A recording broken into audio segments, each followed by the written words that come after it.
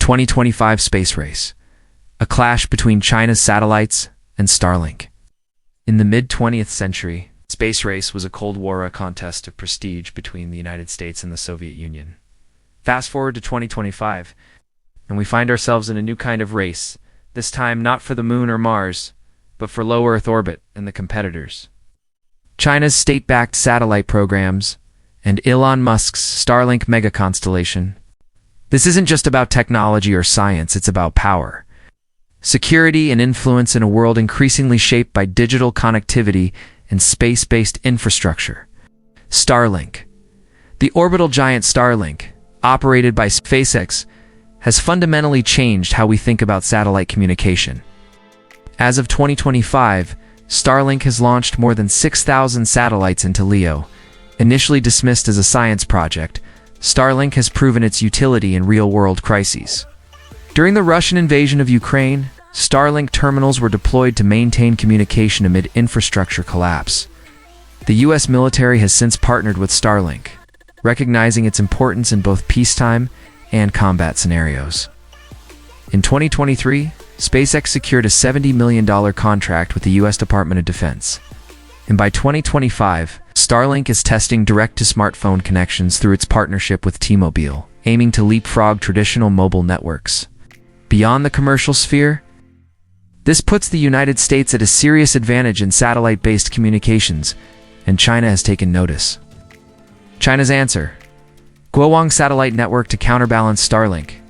China launched its own mega-constellation project, Guowang. Operated under the China Satellite Network Group, a state-run enterprise, Guowang aims to deploy 13,000 satellites, directly challenging Starlink's dominance. According to ITU filings and state reports, China has already launched over 100 experimental satellites, many more scheduled for 2025.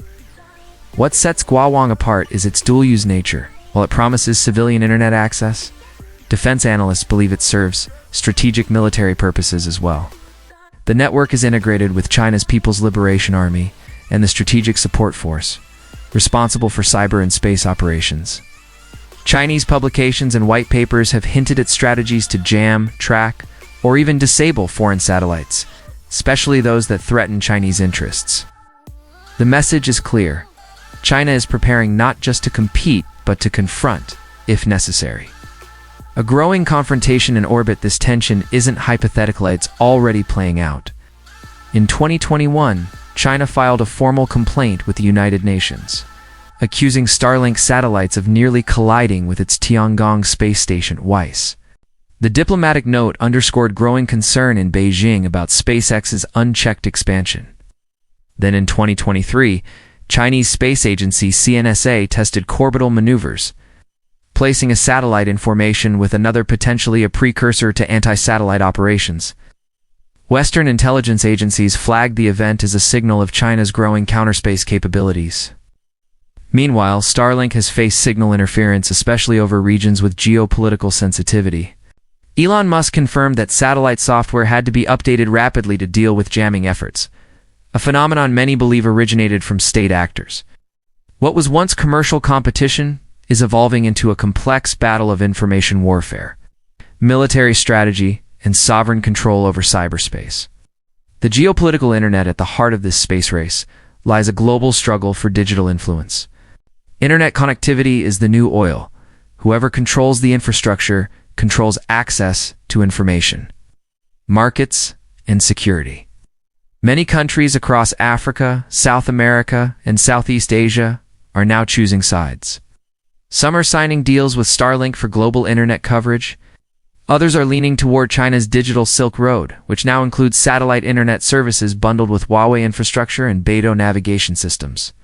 These are not just technological decisions, they are geopolitical alignments. And in the digital era, soft power is exercised, not just through embassies or media, but through data pipes in the sky. Space is getting crowded and dangerous. As of early 2025, there are more than 10,000 active satellites orbiting Earth, and over 40,000 pieces of trackable debris. With mega-constellations from multiple countries and private companies, low Earth orbit is becoming dangerously congested. In 2024 alone, NASA and ESA logged over 120 near collisions, many involving Starlink or Chinese satellites. The risk of a Kessler syndrome, a chain reaction of orbital collisions, rendering space unusable, is becoming alarmingly plausible. International law, largely built on the 1967 Outer Space Treaty, is inadequate for managing this new environment. There is no global traffic control, no enforcement mechanism for orbital rules, and no binding agreement on anti-satellite weaponry. As one UN report put it in 2024, space is becoming a commons without a custodian. Economic and military stakes. Behind the technology lies an intense race for economic dominance and military superiority. SpaceX benefits from cost-effective launches due to reusable Falcon 9 and Starship rockets. It can deploy hundreds of satellites annually at a fraction of the cost of traditional providers. China is accelerating its own launch capability through Long March 5B, the modular Long March 6A, and next-gen heavy-lift vehicles. State-run launch pads have been operating at unprecedented speed to meet Guowang's deployment timeline. But military stakes loom large. Real-time surveillance, target tracking, secure battlefield communication, and even missile guidance now depend on satellite networks. The winner of this race won't just sell internet, they'll define the battlefield of the future. A digital Cold War. Observers are beginning to ask a provocative question. Are we heading toward a digital Cold War in space? Signs are troubling. Satellite jamming near the South China Sea, reports of laser dazzling used to blind surveillance satellites. Military exercises simulating satellite denial scenarios, and growing budgets for counter-space weapons on both sides. This conflict may not involve missiles, but it involves sabotage, cyber operations, and electromagnetic warfare in a contested orbit. The longer these satellite constellations grow unchecked, the greater the chance for a dangerous incident. The road ahead, so what happens next? Here are some key developments to watch in the coming years. Starlink V2 mini satellites are testing laser inter-satellite links, offering global coverage without Earth-based relay stations. China's Guowang network is expected to reach operational status by 2027, possibly sooner if current launch rates hold. AI is increasingly used to manage satellite constellations and prevent orbital collisions. The U.S. Space Force is expanding its role in orbital defense and surveillance. And international bodies are pushing for a new space traffic management framework, though progress remains slow. The space race of 2025 is not about who plants a flag. It's about who controls the most valuable real estate in the digital era. Earth's orbit. Conclusion. Clash or cooperation? Will this new space race end in cooperation, as some hope, or conflict, as many fear? Will space become the backbone of global connectivity, or the next theater of confrontation? Only time will tell. But one thing is certain. The satellites above us are no longer just blinking lights in the night sky. They are the front lines of a new kind of power struggle, where sovereignty, strategy, and technology are all racing toward the future. Written by PromptWare, where history, innovation, and the future collide. Subscribe for more deep dives into the technologies shaping our world.